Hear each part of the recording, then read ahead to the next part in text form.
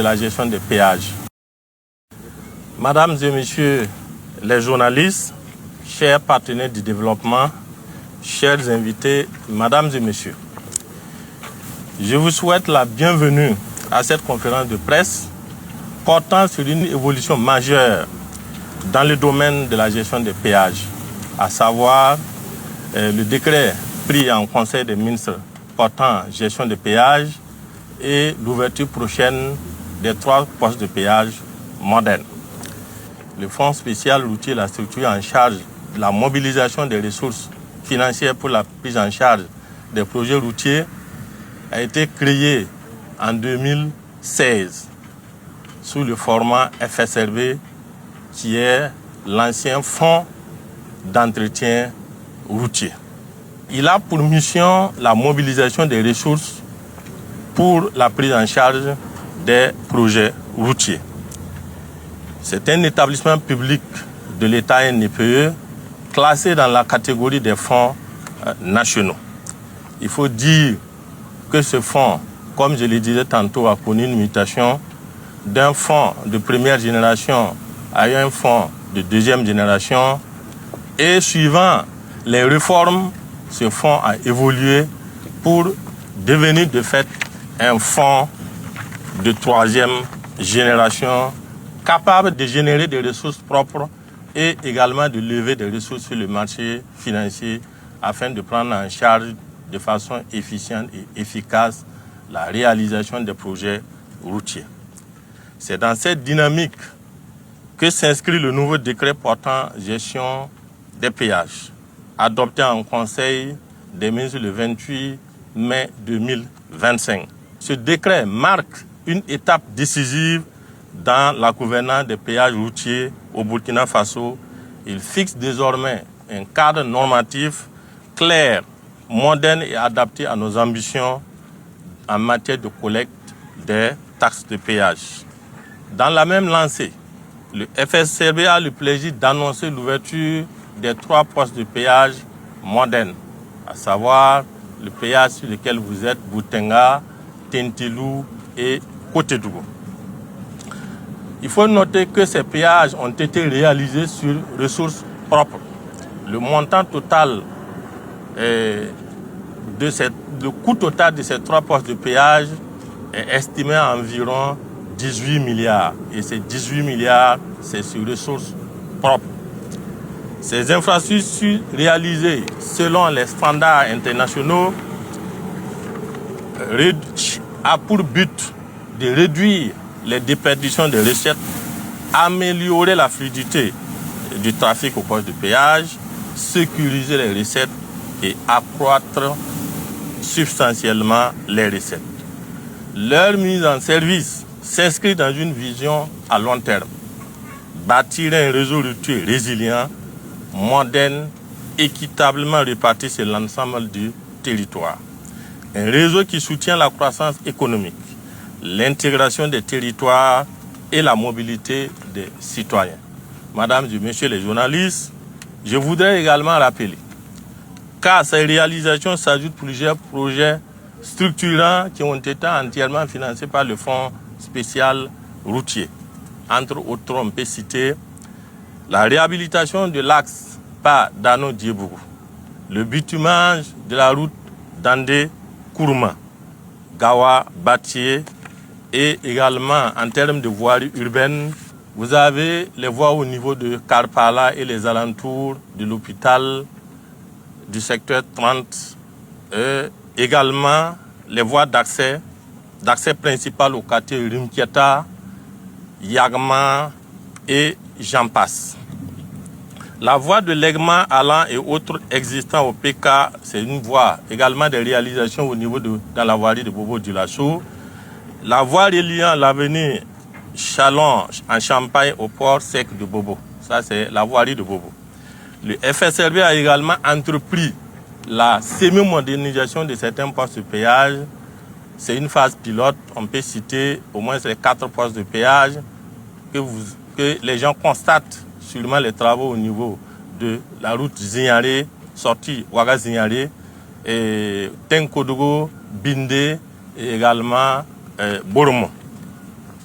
Madame et Messieurs les journalistes, le FSRB reste convaincu que le développement passe par la route et que la route du développement passe par un financement durable, transparent et responsable des infrastructures routières. C'est tout le sens de notre action quotidienne. L'entrée en vigueur du nouveau décret combiné à l'ouverture des postes de péage constitue une avancée majeure dans la stratégie de mobilisation des ressources financières. Nous appelons donc à une adhésion pleine et entière de tous les usagers, partenaires et citoyens pour accompagner cette dynamique de transformation.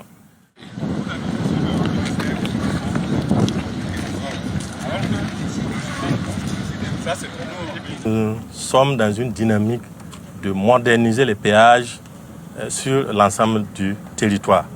Mais il faut dire que c'est pas des péages, tous les péages ne seront pas des péages d'envergure, comme ce type de péage. Nous avons parlé de semi-modernisation, mais le principe de fonctionnement reste le même. Voilà, c'est peut-être le nombre de voies, où il y a des localités où on n'a pas besoin aussi d'assez de voies qui va faire la différence entre ces postes de péage et les postes de péage que nous voyons. Sinon, dans la programmation, il est prévu la modernisation, en tout cas, de pas mal de péages sur l'ensemble du territoire. À la sortie de Ouagapo, il y a un péage aussi qui est prévu, en tout cas, qui va avoir en tout cas le même standing, voilà, que ce poste.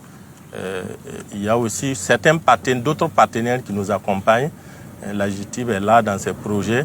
Il y a des péages qui sont inscrits tels que Penny, où ces péages seront sous le même format que en tout cas ceci.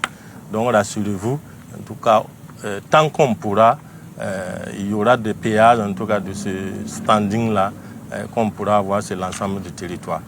Pour les sanctions, il faut dire que avant même la prise de ce décret, il y avait des sanctions. Quelqu'un qui contourne ou bien qui arrive, qui ne paye pas, qui franchit le poste de péage, il y a la gendarmerie qui nous accompagne dans le contrôle. Nous-mêmes, nous sortons pour des contrôles. Et si on vous prend, vous devez payer 10 fois plus la taxe que vous devez payer au péage. Donc ça fait 11 fois. Donc ces sanctions demeurent. Et nous allons renforcer le dispositif pour que, au grand jamais, quelqu'un ne franchisse pas ces péages-là sans payer la taxe. Pour le choix des 3 localités, il faut dire que c'est en fonction du niveau de trafic. Vous voyez que même cette voie, l'autorité a estimé qu'il fallait élargir. C'est parce que le trafic est intense. De même que à la sortie de Ouagabobo, à l'entrée de Bobo également. Il y a d'autres postes. Au départ, c'était 7 postes de péage qu'on avait identifiés où quand même le trafic est très intense. Donc il fallait commencer et on a estimé que ce sont ces 3 postes-là où le trafic est intense, il fallait commencer par là. Donc c'est ça qui a justifié le choix de Tintilou, Boutianga et puis Cotédougou. Notre dernier message à l'endroit de la population, c'est d'inviter les usagers, les citoyens à respecter les consignes au niveau de ces postes. J'avais dit tantôt que ce sont des investissements lourds. L'incivisme au niveau des postes de péage, vous voyez qu'il y a des véhicules qui sont des véhicules hors gabarit. Le ministre de la Sécurité en a parlé la dernière fois. Il faut que les gens prennent conscience que tout ce qu'on investit, il ne faudrait pas que les usagers viennent détruire. Donc, c'est inviter les usagers, en tout cas à la prudence et au respect des règles. C'est également inviter les gens à payer. Ce n'est pas seulement au niveau de ces péages, mais sur l'ensemble du territoire. Parce que aujourd'hui, nous ne pouvons que compter sur nous. C'est ce que nous collectons que nous utilisons pour entretenir et construire. Mais si nous ne collectons pas, vous allez voir qu'on aura des routes qui ne seront pas praticables. Mais en termes d'économie de d'échelle, nous gagnons. Si la voie est bonne, en termes de temps, vous économisez. En termes d'entretien du véhicule, c'est plus facile. Mais si les routes ne sont pas praticables, ça veut dire que vous perdez en temps et également les véhicules sont endommagés qui nécessitent des réparations colossales. Donc c'est inviter l'ensemble des citoyens à payer les taxes. C'est un acte aussi patriotique. Aujourd'hui, nous parlons de patriotisme. Il faut que ça se lise, ça se traduise dans nos gestes et dans nos actes. Ce n'est pas seulement à travers le discours ou la parole, mais dans nos actes, nous devons travailler à ce que nous puissions assumer ce patriotisme au bonheur de l'ensemble de la population et donner aussi la possibilité au fond. Parce que s'il n'y a pas de ressources, même si on programme des projets, ça va être difficile pour la prise en charge.